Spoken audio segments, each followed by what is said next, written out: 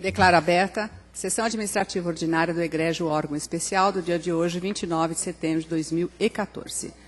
Submeto à apreciação de Suas Excelências a ata da sessão administrativa ordinária do órgão especial realizada no dia 15 de setembro de 2014, ata 46/2014.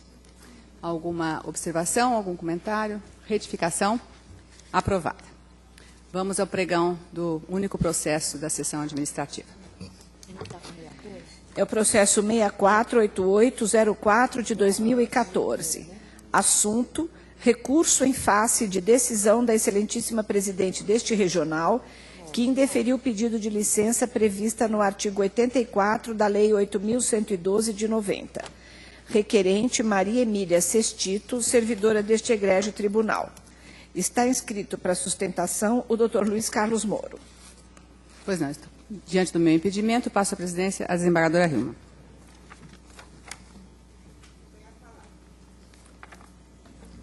Muito obrigado. Senhora Presidente, egrégio órgão especial, eminente representante do Ministério Público, eu sustento aqui pela servidora Maria Emília Sestito. Maria Emília Sestito é servidora desta casa desde os idos de 2011, atualmente lotada no gabinete do eminente desembargador Donizete Vieira da Silva, e sucede que ocorreu uma sucessão de fatos com o seu cônjuge que suscita a possibilidade de ela vir à presença de Vossas Excelências solicitar o implemento daquilo que está previsto no artigo 84 da Lei 8.112, que nada mais é, no entender da requerente, do que a materialização, no âmbito da administração pública, de um direito-dever, e eu já tive a oportunidade de me pronunciar no Pleno sobre isso, por ocasião de processos em que se postulava remoção de magistrados, direito-dever de assistir a família. O que sucede com Maria Emília? Ela é esposa de um eminente juiz, Dr. Cauê Brambila da Silva. Dr. Cauê foi aprovado num concurso público da 4ª região, portanto, em Porto Alegre, e lá permaneceu até que viesse de ser removido por permuta para a 15ª região. E Dr. Cauê lotou-se em uma circunscrição da 15ª região, que permite que hoje ele jurisdicione, ainda que temporariamente, é um juiz substituto, na comarca de Catanduva, no oeste paulista. Catanduva, todos sabemos, dista 400 quilômetros, cerca de 400 quilômetros daqui de São Paulo. E o recurso se oferece por duas circunstâncias básicas. A primeira é que o grande valor aqui a ser observado é o valor da união familiar, é o valor constitucional maior que orienta esse instituto da licença por motivo de afastamento do cônjuge. E me parece aqui que todos os requisitos estão presentes, porque a licença ela pode ser concedida ao servidor para acompanhar o cônjuge que foi deslocado para outro ponto do território nacional. Nós tivemos recentemente, aqui no início desse ano, um deferimento de uma circunstância muito semelhante, com os gêneros trocados. Na verdade, enviamos aqui um marido para que pudesse acompanhar sua esposa, também aprovada em concurso público, de magistrada. A distinção que se apresenta na decisão recorrida é que a circunstância teria uma ligeira diferença. E a diferença estaria no fato de que, no caso paradigma em que houve o deferimento, ambos teriam ido para a primeira região para que houvesse essa conjunção do casal, essa possibilidade da conjunção do casal. Aqui, o que se diz é que o motivo separador da família teria sido a aprovação no TRT da 4ª região, e não a remoção da 4ª região para a 15ª região. Sucede que a cidade onde hoje o eminente magistrado Cauê Brambila e esposo de minha cliente está lotado, é a cidade na qual ela nasceu, se desenvolveu, criou raízes. É muito distinta a circunstância de um provimento originário, quando ele foi à 4ª região tomar posse como juiz.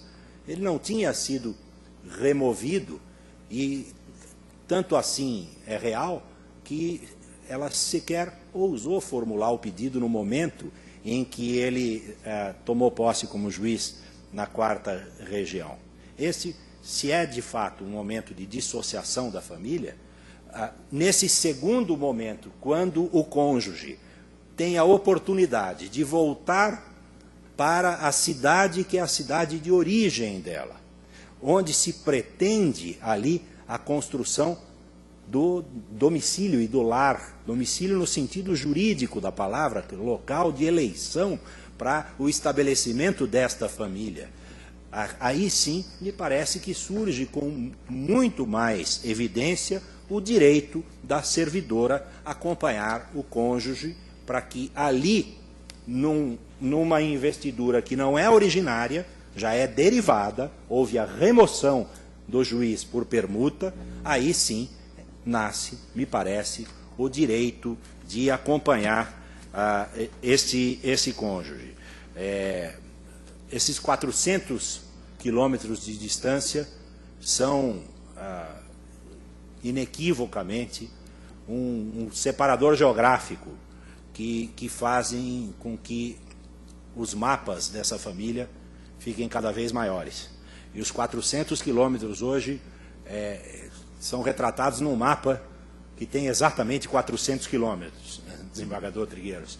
É uma distância que impede um direito que se adquire quando da instituição, talvez da principal instituição das instituições, que seja o casamento formador de uma família. A partir do momento em que se nega à trabalhadora, à servidora, a possibilidade de ir acompanhar o seu cônjuge, que foi deslocado num provimento derivado, nós estamos aqui a trabalhar com uma circunstância de uma diferenciação de tratamento daquele que já foi subministrado a um colega que teve a ventura de poder acompanhar a sua cônjuge. O que se pede aqui não é nada mais, nada menos do que a possibilidade de um cumprimento de mais do que um direito, um dever familiar, um dever de assistência imaterial, e o dever de assistência imaterial pressupõe uma proximidade física, uma convivência que fica absolutamente impedida na hipótese de nós mantermos cônjuges a pelo menos 400 quilômetros de distância. Não há prejuízo à administração pública com o deferimento desse requerimento. E ainda que houvesse, nós admitíssemos um prejuízo à administração pública, ele seria ínfimo no sopesamento da proporcionalidade dos direitos que nós estamos aqui a comparar, a sopesar. E o direito à coabitação e à convivência familiar é um direito constitucionalmente de ordem bastante superior àquela conveniência da retenção de alguém que permaneceria aqui, de resto, ainda bastante infeliz. É por isso que se pede seja provido o recurso administrativo que foi oposto à respeitável decisão da administração. Muito obrigado. Senhora relatora, ao voto.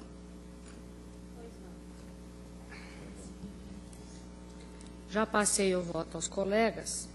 Diferentemente de outras situações, eu estou entendendo, já apreciados por este tribunal, estou entendendo que aqui não se trata de provimento inicial em cargo público, o que não permitiria a concessão da licença com exercício provisório, mas sim de deslocamento do cônjuge, também servidor público, para outro ponto do território nacional. Nesse sentido, aliás, eu cito um processo 3271-61-2011 do CNJ, que fala claramente: daí se conclui que o afastamento em razão de provimento inicial em cargo público não autoriza a concessão de licença para acompanhamento de cônjuge com exercício provisório, ainda que para atividade compatível.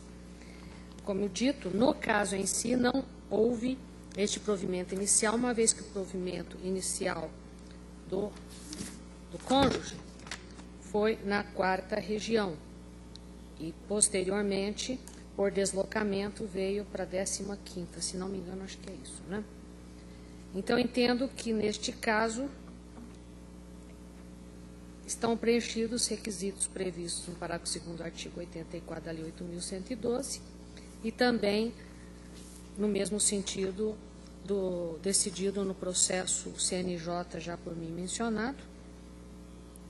Daí porque entendo cabível esta licença para acompanhar o cônjuge com exercício provisório, inclusive a licença trânsito, que eu concedo de 10 dias, eu acho suficiente para que ele ou ela, agora estou em dúvida,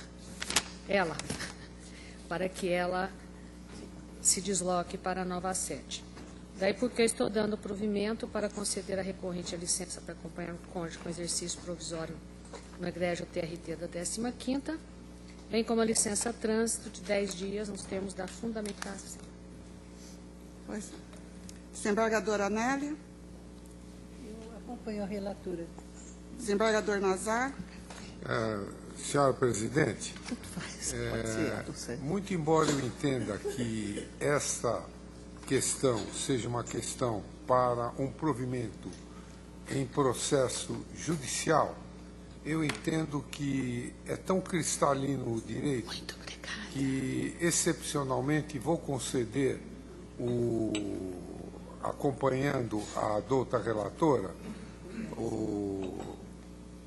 o provimento solicitado da tribuna.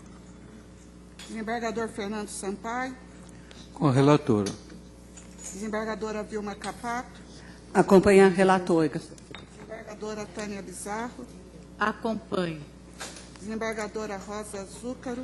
Acompanho a relatora. Desembargadora Maria Ângela. Acompanho a relatora. Desembargadora Iara Ramírez. Acompanha a relatora. Desembargador Rafael Pugliese. Acompanha a relatora. Desembargador Ricardo Trigueiros. Com a relatora. Desembargador Valdir Florindo. Também acompanha, presidente. Desembargadora Doris Prino. Acompanho. Desembargador Manuel Ariano.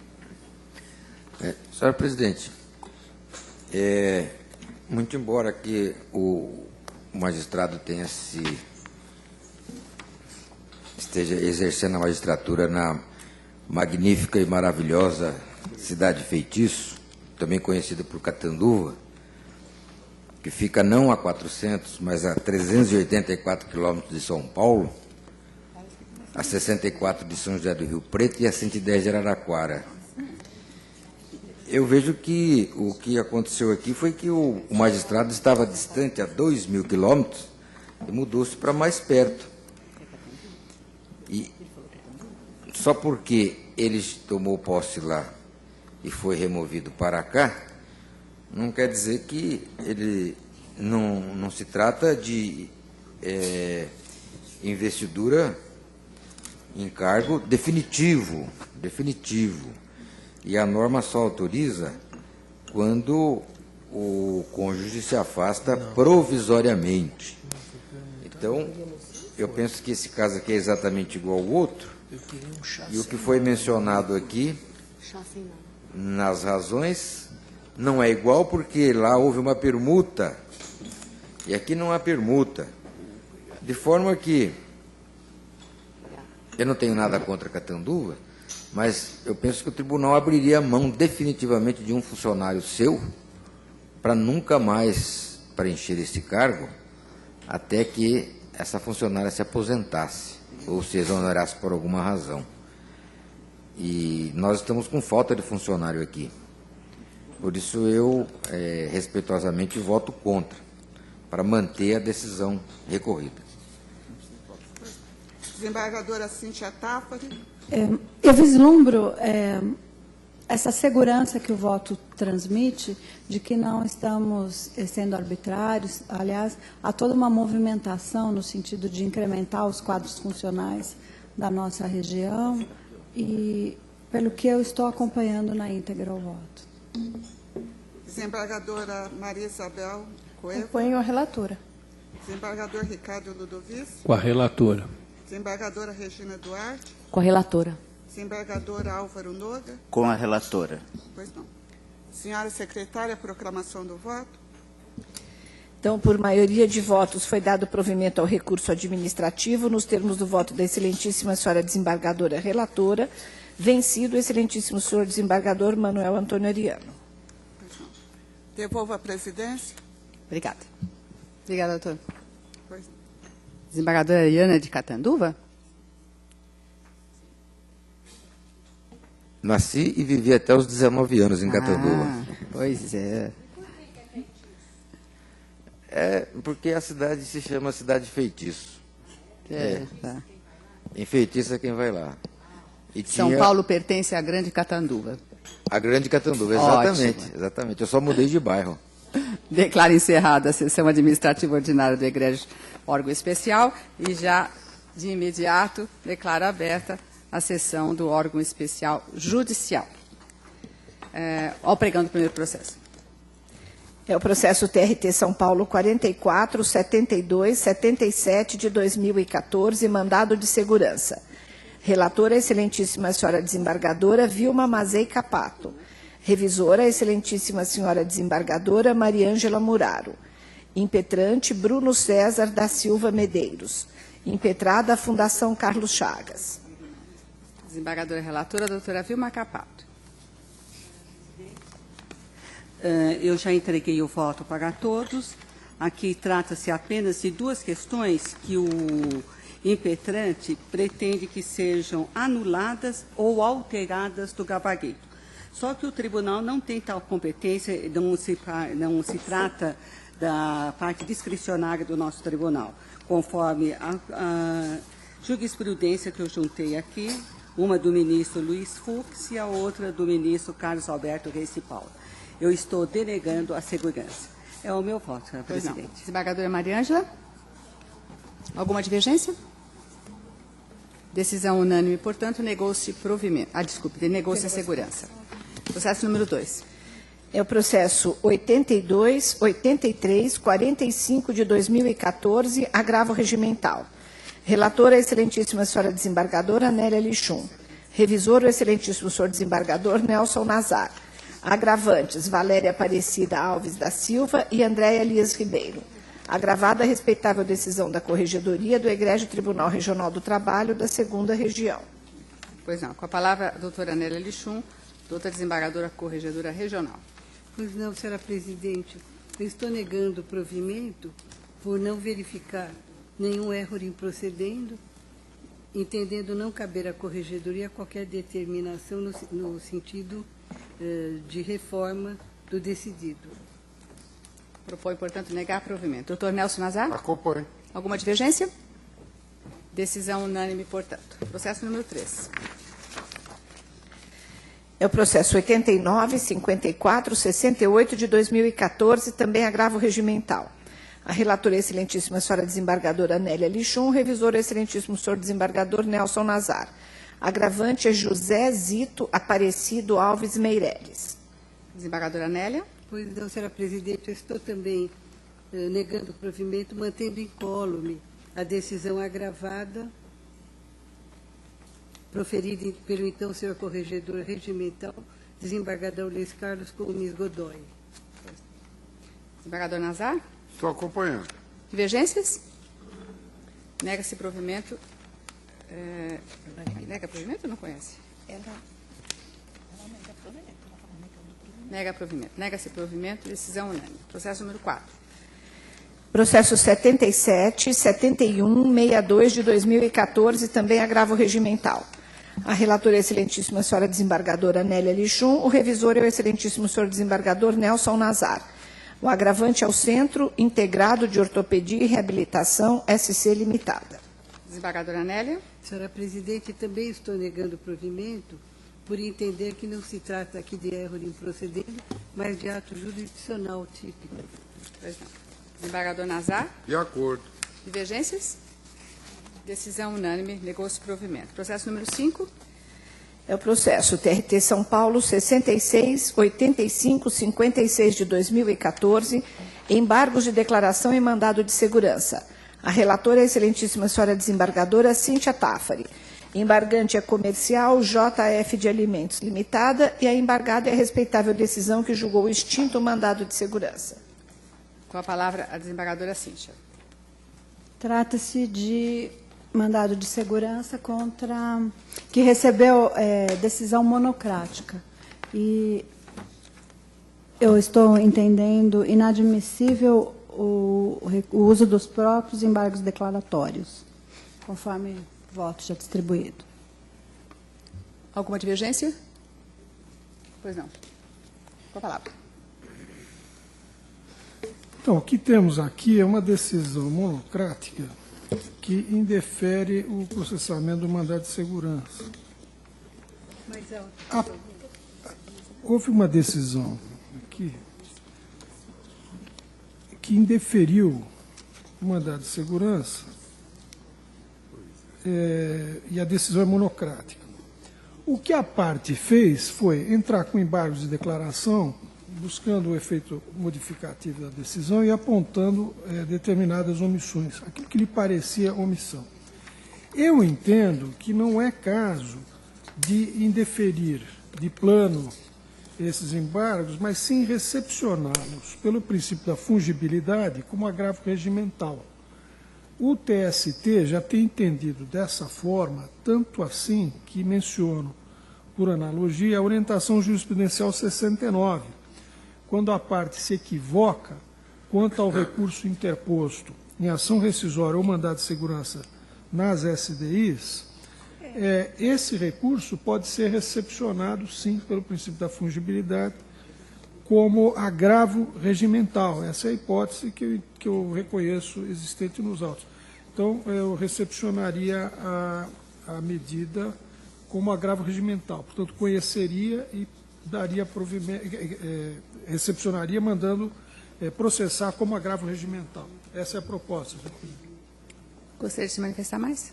Não, senhora presidente, eu mantenho o voto. Pois não. Desembargadora Maria Isabel? Desembargador Ludovic? Com a relatora. Desembargadora Regina Duarte? Com a relatora. Desembargador Álvaro Noga? Com a divergência. Desembargadora Silvia? Com a relatora. Desembargadora Hilma? Com a relatora. Desembargadora Nélia? Com a relatora. Desembargador Nazar? Relator. Desembargador Fernando Sampaio? Relator. Desembargador Vilma Mazei Capato? Relator. Desembargadora Tânia? Relatora. Desembargadora Rosa? Relatora. Desembargadora Mariângela? Relatora. Desembargadora Yara? Relatora. Desembargador Rafael? Senhor presidente, eu julguei um caso exatamente igual, acompanhando a divergência do ilustre desembargador. Pois não. Desembargador Ricardo também.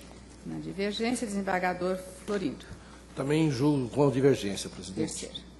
Desembargadora Doris? Eu também entendo que, por cautela, nós deveria ser recebido como agravo regimental e acompanha a divergência. Desembargadora Ariane? Acompanha a relatora. Pois não. A parte não sabe nem que deveria ter proposto um agravo, propõe um embargo de declaração. Me parece que não preciso nem ler o mérito. Pois não. Então, por maioria, tem sido acho que são 4 desembargadores, né? Desembargador Trigueiros, Álvaro Noga, Rafael Pugliese, Valdir Florindo e Doris Prina. aliás, não se conheceu dos declaratórios. Isso. Então, puxa vida, acabamos. Encerrada a sessão do órgão especial, agradeço a todos.